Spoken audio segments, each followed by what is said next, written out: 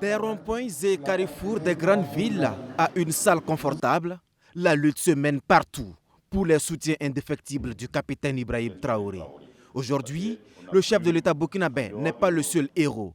Abdourahmane Tiani du Niger et Assimi Goïta du Mali sont applaudis.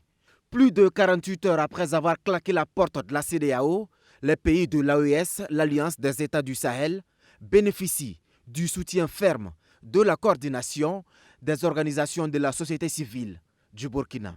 La décision aurait même traîné. Pour la décision courageuse et historique de se retirer purement et simplement de la CEDEAO.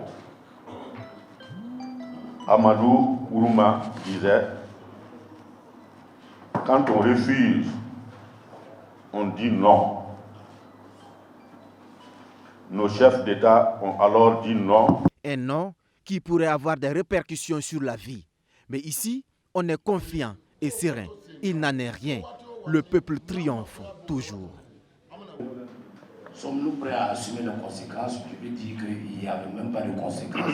Il n'y en aura pas. Et là, parce que ça a été mûri, réfléchi.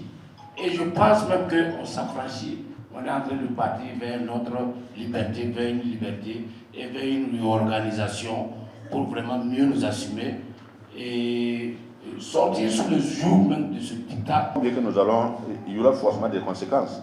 Mais si le peuple est déjà préparé, il faut savoir quitter la table avant qu'on ait dit de quitter la table.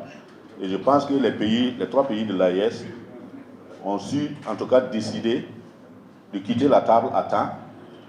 Vu les sanctions inhumaines même déjà de la CEDEAO, nous ne voyons plus en quoi nous devons se retrouver dans cette structure. Et si la gestion de l'après-retrait de la CEDEAO devrait occasionner des remous, les autorités du pays peuvent bien compter sur ce regroupement d'OSC acquis à la cause de la transition.